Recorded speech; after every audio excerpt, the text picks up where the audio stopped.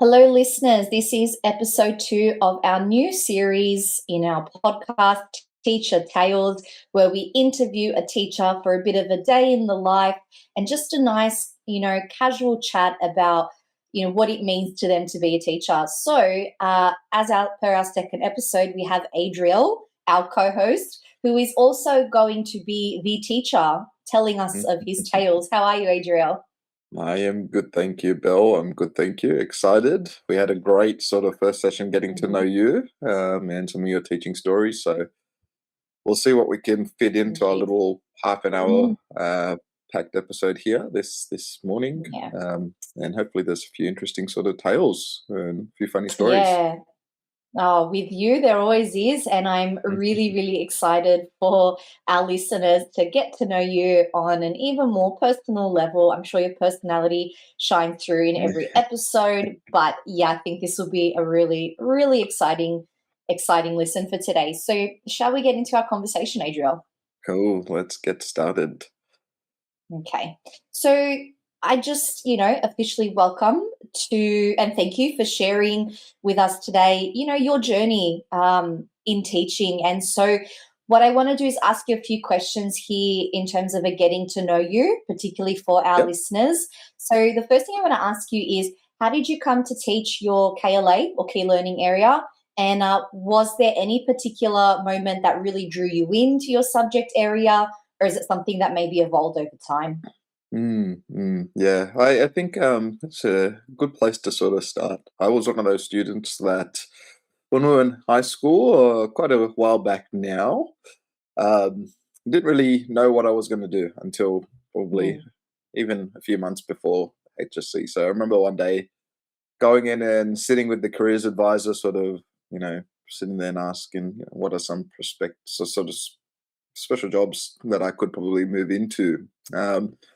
And being of a background in which education is quite a big sort of thing, English wasn't necessarily the first port of call, let's say. I mean, I used to do, I think back in high school, I did 2 unit mathematics, advanced mathematics. I did it. I wasn't great at it.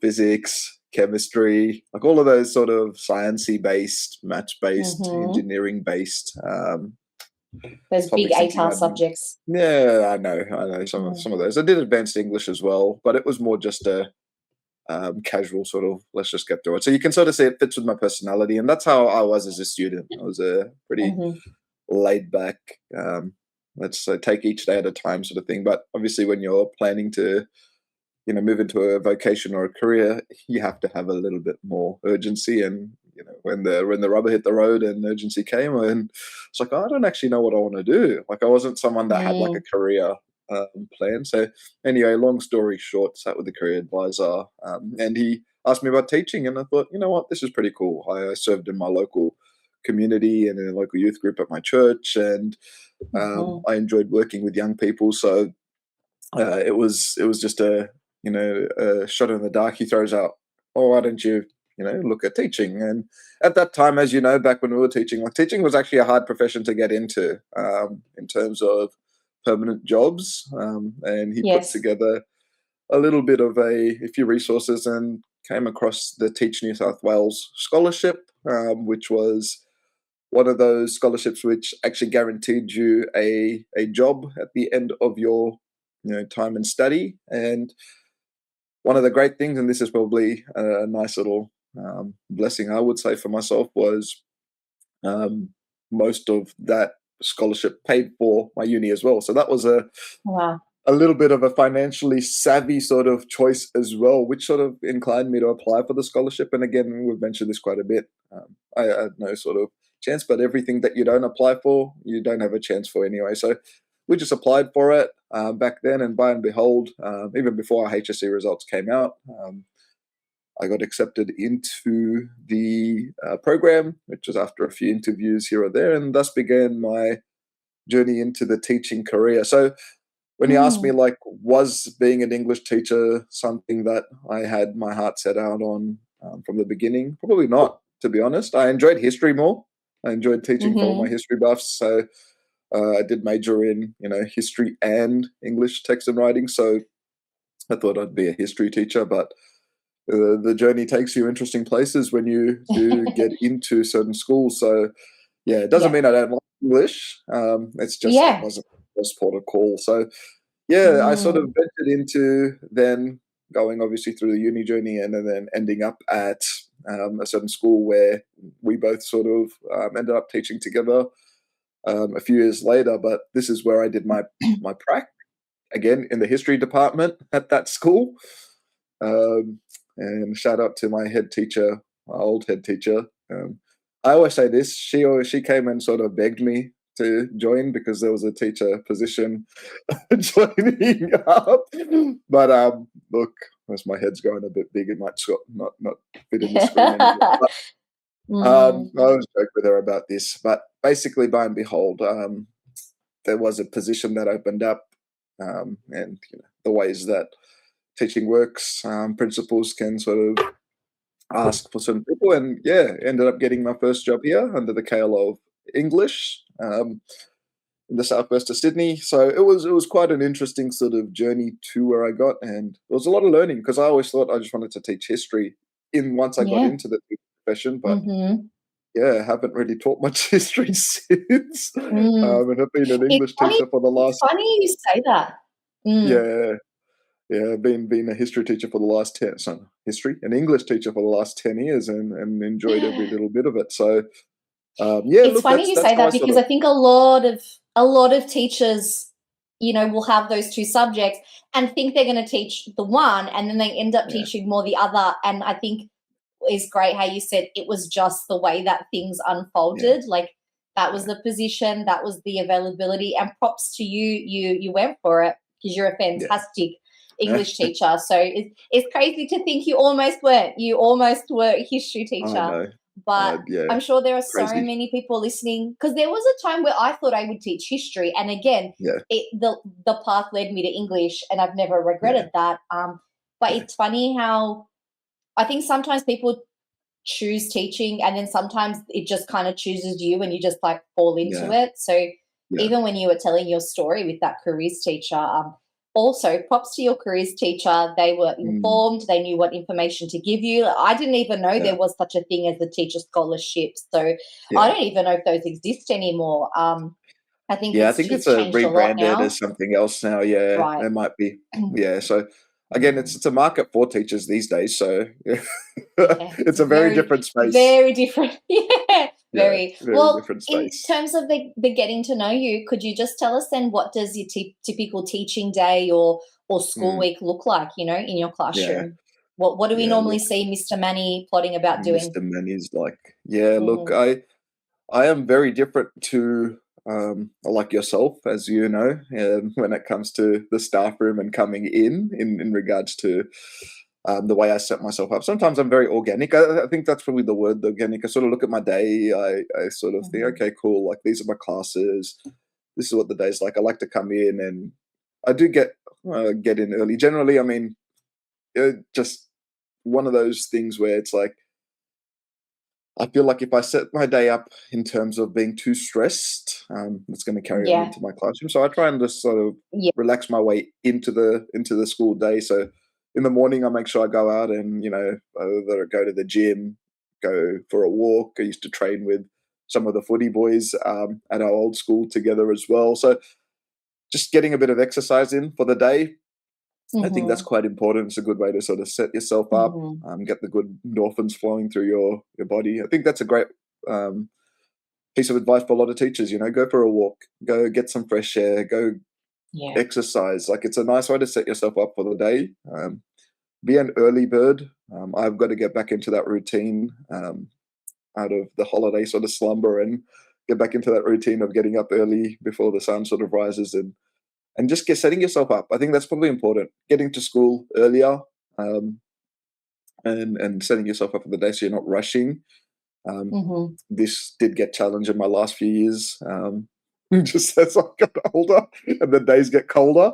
But look, Mhm. those are a few sort of things. And then as you get into the classroom, smile on the face. Every new sort of day, the kids will be different, and just enjoy it. Enjoy it. I think that's probably one of those important things. Like we can be so stressed about trying to get through content and worry about all negatives associated with, the job. But just make sure you enjoy the job because Yeah, because there are it's lots of fun. good positives, isn't that Yeah, right? it's Yeah, fun. absolutely. It's fun. I think it's fun.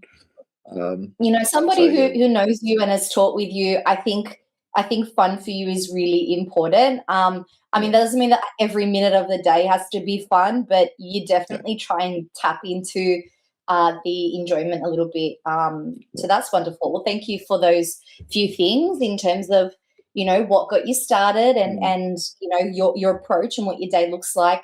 Can we head into now maybe some tales or stories? yeah, yeah. Let's go. Yeah. Okay. So, is there a particular student or maybe a group of students or class who's you really remained with you over the years? Mm, Like you really think about them. Perhaps there was a significant breakthrough or something about their personality. Like, do you have some students that really stand out and you think of, almost a decade later into your teaching? yeah, yeah. I always say this to like new teachers coming in, and I love this. Like I've taught a variety of kids all through the course of my career so far, and still continue to do so. But we can often we can start off with maybe some of those academic sort of qualities, some kids that sort of you Mm-hmm. remember, and then Mm-hmm. move into some of the more memorable sort of cheeky kids that you still keep in touch with. But I know academically speaking, there've been some fantastic stories. I always say this one. I love this one actually. I remember in 2017, I think it was.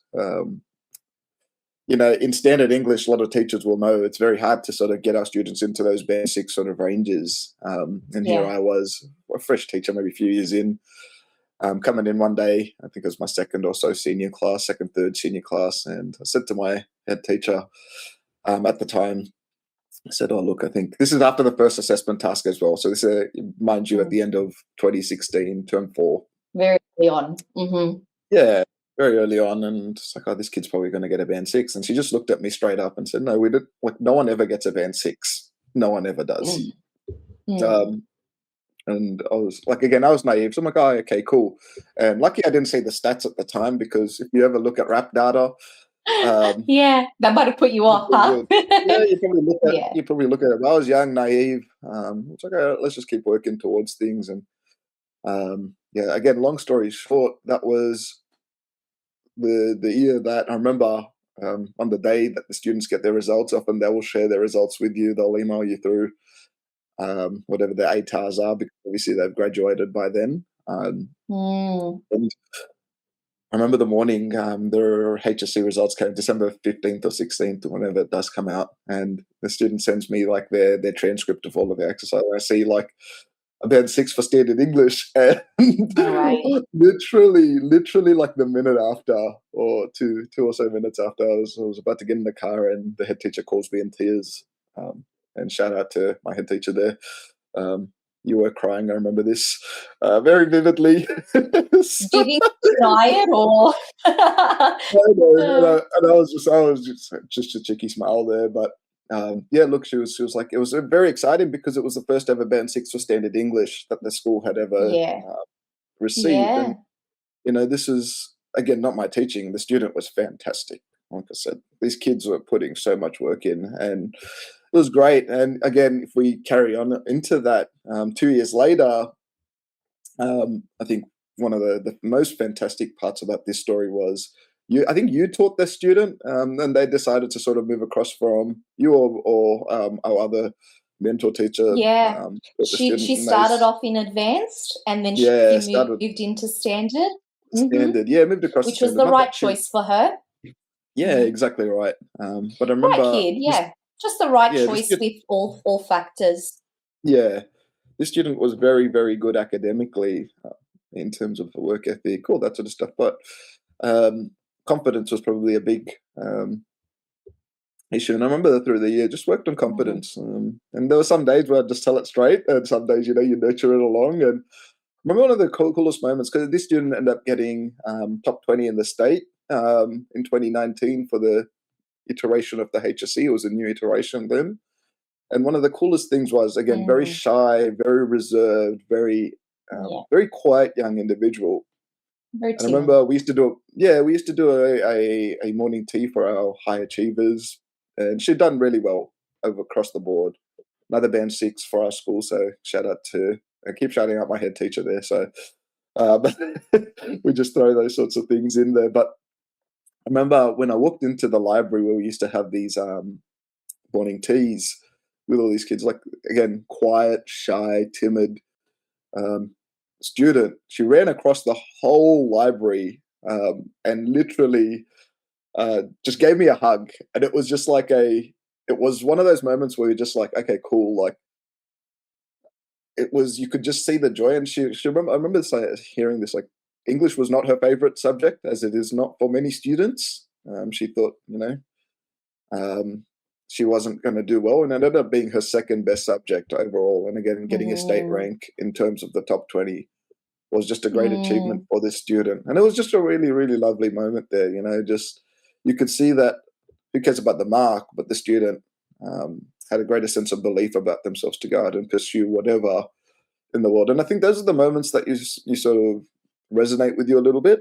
And then when we come to like the non-academic sort of stories, there, Can I just ask I, you, before you move yeah, into those ones, what did it feel like when, particularly that first one, when you realized, yeah, the student did get a band six, and all along people are like, Adriel, like, refer to your expectations, like it doesn't really happen. Like, especially as a young teacher, were you just like, yeah. yeah, like what did you, yeah, what was you feeling? Look, you'd be lying if you Because I didn't feel remember, like that. mhm, You would yeah, be you lying do. if you didn't feel like that. I mean, this is the thing, like, because when you say standard English, and the old iteration and even the new iteration, there is a section which students in standard and advanced do the same. So often your standard kids will Yes, fall to the wayside yes. because of that shared section, which means it is very difficult to get. So if you lose five or so marks in a section, they can.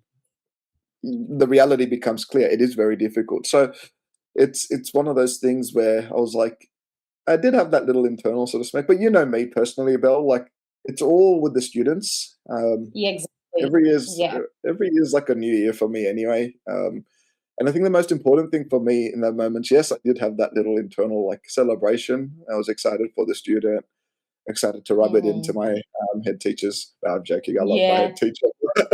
Yeah. But literally, like within a 5 or so minutes, like that student will move on. They'll go on. They've Mhm. been set up for life, and it's a great achievement. But we then go on to the next cohort of students, and I think that's a nice way of sort of looking Mhm. at things.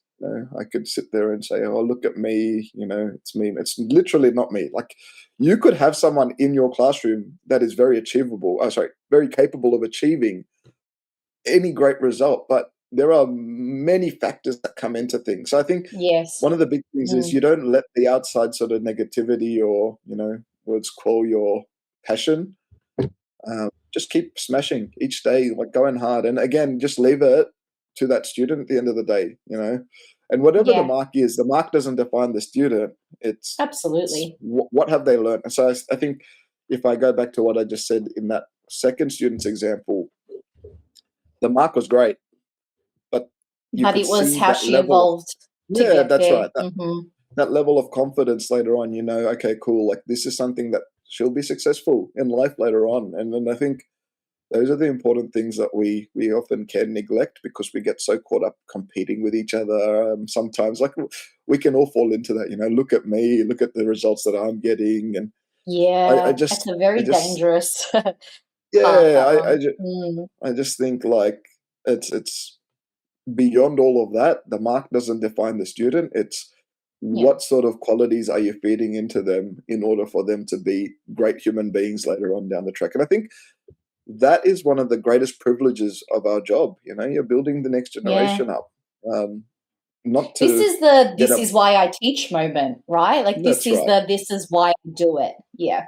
That's right. Yeah, and I think that's quite significant. But yeah, look, I'd be Mm. lying if I didn't say yeah, I had a little bit of a celebration. But yeah, then you As you quickly move should forward. have. But You yeah, did, offer a lot of support, guidance. uh, Yeah. yeah. Actually, that's probably a big thing. You put a lot of work into these kids, so You do put a lot of um, work. Yeah. When that's they're that's gonna work the with you, you work like a yeah, like a horse with them, don't you? that's Yes. right. That's right. So, Yeah. yeah, but then Like you also have like the lunchtimes, other, recess, yeah, you hours also have the other outside. end of this other end of the spectrum there, where like I said, like yes, senior classes we've had some great results there, but I think some of the more, again, most of the better stories probably come from like my boys classes that I've taught Mhm. in year 8 Sure, through tell to year us some. 10. Mhm. Um, Mhm. so I know a few years into my career, we were having trouble with lots of just pockets of boys in classes who would just cause trouble for multiple classes. So my head teacher came and approached me and asked me, would you be willing to do like a boys class? So it's sort of similar to like a literacy type of class, but all the behavior Mm. kids. So they weren't necessarily all not capable. They were just naughty, cheeky, Yeah. um, and all this sort of stuff. So Yeah. I remember in Mucking those around, maybe classes, distracted. Mm. yeah, I remember in those classes, like we worked on, and we achieved some great results with some of those kids. Some of them ended up going into, get some good things later on. But some of the more Yeah. important things was life skills that you learn in those classes. And I think they're more memorable because now, if I was to look back at the clock, like they'll got my numbers. Some of them are buying their first houses. They'll message me when they buy their first homes or establish their businesses. A lot of them did move into trades, and I think that's so significant. Again, I love those Mhm. messages. I mean, So I special. had yeah, that's right. I mean, recently this kid wasn't part of my boys class. But at the end of last year, I remember one of my students. He was in my one of my standard classes, one boy as well. And he said to me, he's like, he was a math science sort of student, and they always used to argue with me, math science, where am I going to need English? The usual sort of story. And I remember he messaged me. He's actually now teaching at the school that we're teaching at as part of their math science faculty. But he No sent me a way. message which was beautiful, Mm. um, which was, hey, I just got, and he's doing like an external degree, so further education in arts. And I was like, "Why are you doing an arts degree?" Like that's my thought. But he sent the message, which was beautiful. He's like, you got me to think critically. You got me to enjoy just English text and writing and all this sort of stuff.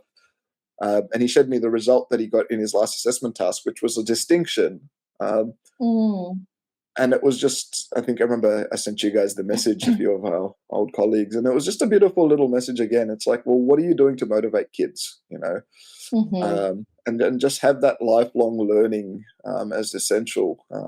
The kids that have gone into trades for me, it's all about like, what are you going to get out of every single day? And if you can instill that in our kids, it just goes such a long Mhm. way. Goes such a long way. But yeah, Yeah. look, those are a few of those memorable sort of stories. Those kids that message you every now and then and just be like, "Hey, sir, this is what my life Mm. is like." Some of them are getting married now. Like just crazy stuff, crazy Mm. stuff. So yeah, it tells you a little bit about You know a little bit. yeah, Yeah, sorry. yeah. No, you're right. Sorry to Go cut on. you off. I was just gonna say, like with the boys' education, there is a lot, left to be desired in how our system fosters boys and their education. And I Mm, just remember when I see your boys' class, or I visited a few times, or if I cover them, like you yeah. could see that what you were doing was so crucial, because it wasn't just I'm just going to beat you into submission because it is what it is. But you were really trying to, I mean, I'm sure there were probably lessons where that needed to happen. Like, totally get that. But you could really tell there was this feel in the boys that, you were teaching them to, Mm, this is more than just, I need to sit down on my ass and listen because I'm at school and I don't want to get in trouble. But it was about, well, how can you learn these really practical life skills like mm, respect, like waiting, like participating, that's going to impact how you are seen in the world and how you move through the world. And so, yeah. there were a lot of boys there where I remember in your boys' classes, sometimes you'd have boys in there that just needed that bit of confidence boost. Maybe we're Yeah. not particularly difficult, but just needed someone who could, I guess, man to man, because some Mm, students do need that. Some boys do need yeah. that and respond. And yes, we can, try and hammer them and we should be able to do this, should be able to do that. But if we're working with reality, you Mm, were working really hard and very, very evidently, fostering respect and some discipline in these Mhm. boys who just needed someone to listen to them and someone that could guide them. And so, Mm. yeah, your work with those classes was fantastic. And I know because many teachers, once maybe they have transitioned from the boys class Yeah, back into the mixed classes or in seniors, the teachers would go, oh my God, like what a difference. Like yeah, whatever you yeah, did, no. thank you. Like they're so much more settled. They're just trying their best, Yeah, so just getting that engagement back into them, yeah, yeah, was and then I fabulous. appreciate that. I appreciate that. No, it's and Yeah, it's up to the kids again as well. You give them those yeah, that's right. choices. You Yeah. talk to them like human beings. I think that's probably a Yes. cool sort of segue there. Like, Yes. On their they're human beings after there. all. Yeah. As much as they Yeah. can be frustrating, which Yeah. often students can be very, very frustrating. Um, Yeah. you have that really like getting to know them type of chat. And yes, again, they're kids at the end of the day. And I'm not by any means defending the choices that they make, which are bad. As you know, I used to, when the time came to Yeah. be You were very stern, there were, transparent. Mm-hmm. yeah, You're very there were transparent times. with them. But it's Yeah. like, yeah, I mean, again, it's getting to know your kids as well. And this is why I always say like teaching is like a chess game. You understand why they're there, what their backgrounds might be like. Some of them came from. This is probably a funny story. In one of the boys' classes, it's funny and sad at the same time. The one day they were talking about families, all right, and this is in the public sort of sector there. This gives you a bit of an idea about demographics. And one of the boys, a bit cheeky at the time, but he sort of asked a question. He was just going around asking kids like, "Oh, so do you have a mum and dad, or do you have a mum and dad?" And a lot of them. Mm-hmm. We came to like this sort of idea at the end of it, where about 75% of them came from just a single parent home, like where they had one parent. Um, and again, it's funny because they joked about it, but it's sad in the same sort of sense because they don't have both sides of the story. So again, once you get to know those stories, you then cater your Yeah. teaching to that accordingly. But yeah, look, it's a privilege to be in this position as teachers. Yes, there are many outside external factors that can demean your position, and you can feel it. It's very heavy, but you got to keep reminding yourself, like you do make a difference. And these are those moments that you reflect on later on down the track. Mm, That will, take you far in your teaching journey. Yeah. yeah. Well, speaking of reflections, we're going to come to the more downward part now of our, teacher tales with you. But looking back on these experiences, what is maybe one important lesson that teaching has taught you about life beyond the classroom? I think as teachers, I think I shared this with you as well. In some of those transition moments that we've had with our career, is you are valuable as a teacher. You've got Mm, lots and lots of skills, so many mm, skills. Like the world does become your oyster.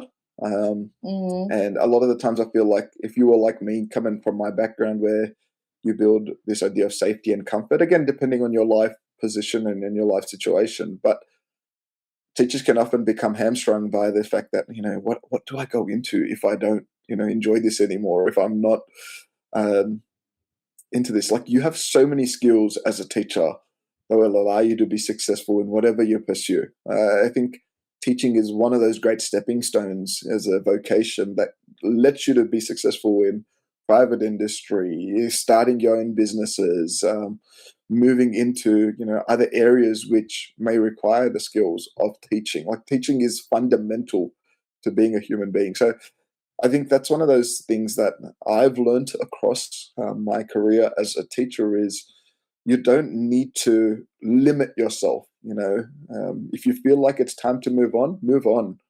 Move on, do well, and it doesn't mean that you will not stop enjoying that element of maybe influencing or encouraging people, because it's one of the great things as part of our or privileges as part of our profession, because we want to mm, build that next generation. It's just that you're yeah. facilitating or using your skills, sorry, in a different space now, which may have a bigger impact. So these are the sort of things that I've come to learn in my teaching journey, because sometimes we can just get into the motion, just feel mechanical about things, and then you start hating the job. you know. So if you Mm. feel like you're part of that sort of in that rut there, I would encourage you Like a to just, robotic. Mhm. yeah, that's right. It's like, okay, now we're about to start the new term. I have to just get back into things and, or get things out there. Now, what I will say is this though, you have the skills, you have all of the ability to do whatever you want. Just be willing to work. I think that's another thing that teaching has taught me. Hard work is what gets you places. Both from my student sort of Mm. perspective there, what I tell my students, you can rely on your talent and your skills, like which you'll have in abundance, but you need to put that into action. You could be the most talented athlete, but unless you perform on the day, or unless you put in the work, Yeah. um, nothing eventuates. So again, teaching has taught me that hard work matters, and Mm. um, working hard. Yes, it can be frustrating at times in the busyness of life, but when I say work hard towards things that will make your life better. Yeah. And I think teaching has definitely taught me that. As part of some of those learning sort of curves. Mm. It's not the outside world that defines you. It's what you sort of put in, and what you put in every single day. I remember one of my mentors from back in the day said, when I was having one of those moments in our first few years of teaching, and he's like, he just sat there and listened to me, rant for a little while, and he used to do this in a great way. And then at the end of it, he's like, teaching is going to be difficult, but every day as a teacher, you need to access that well of enthusiasm. You know, really draw from those waters, and be enthusiastic about what you're doing, because every single day you have that ability to change the world, or change your situation. You have the ability. Mm. And we tell that Mm. to the students. I told that to the students. They can get in that rut, they can be stressed out. We can Yeah. all fall into those ruts where we get lazy. I know, I said I wanted to start planning early for my school year ahead, and now, like I said, I had one of those moments the week. I'm like, oh my goodness, I've just been chilling too much and not enough work. And now it's Mm. like, okay, I can continue to just stay in the rut, just sit here and do nothing, or I can change my attitude and just chip away at things, and each day tick off new goals. And I think those are the important things, because you're going to have many downs in life. I Yeah. think, as teaching will tell you, sometimes life feels like it's more down than up, but there's always ways and tools that we have to dig ourselves out of those holes and, achieve that next challenge. I think the perspective is a big thing. Instead of just thinking you're digging yourself down, it's just about always climbing up those challenges. Yeah. And when you get that perspective in check, or you're reminded about it sometimes, I think it definitely goes a long way. So yeah, those are a few of those sort of things that teaching has definitely taught me. You're not defined by Mm. external factors, for example, a mark or your kids' results. You're defined by what you put into, what you feel you put into the world, what you're giving, and I think that's so important. Yeah, I think that's fabulous, especially I think in the way that education is now, and how Mm. people are feeling and quite bogged down, and maybe lacking morale. I think Yeah. you leave a really important point about all of us, because we all do this together, and Mm. it's a personal responsibility. But this idea of being mindful of our perspective and our attitude. And the thing that I think about is, I know watching you go in with that attitude and perspective, you see it then reflected in your students, because it's this relationship where they feed off of that, and I think Mm. Mm. it's so important for people to remember, like, they notice so much more than we might think Yeah. they do. And Yeah. so, if we want to foster this, try our best hardworking environment, it really starts with us. And Mm. I just want to say, before we wrap up, if you have any final thoughts or any final comments before we start to head Yeah. off for this teacher tell. Yeah. Look, again, you are in a privileged position. Teaching is a privilege. But you are special yourself as well as a teacher. I think you got to keep telling yourself. That's so important. And again, just whatever you put your mind to, you've got the ability and skills to achieve. You just got to work. And I think that's going to be significant in all spaces, areas of your life, whether it be teaching or beyond the classroom. These are significant things that I would leave our listeners with. And enjoy every day. Enjoy every single day you have, because that's going to mean that you have a great outlook on your week, your year, the years ahead. Spend time with family, exercise, take care of yourself. I think that's probably the big thing. I can leave with this final sort of moment. I know some of those moments when I'd get stressed, and teaching is stressful. I'll give this final sort of story here. I know we're sort of wrapping up, but Mhm. my first year of That's okay, teaching, go. obviously, first years of teaching is stressful. Coming out of uni, you university students, you exercise, yeah, you got a very flexible timetable, you eat well, all that sort of stuff. Yeah. First year or two of teaching, you get bogged down. You got so much work, planning, marking, Uh-huh. programming. I was driving an hour What to is and from self-care? work, so yeah, that's Yeah. right. 2 or 3, 2 hours on the road. Remember every afternoon, like just quietly, it just became a bad pattern where you just start to get bad habits, and it's stop into Macca's or something for a cheeky cheeseburger, and like Mhm.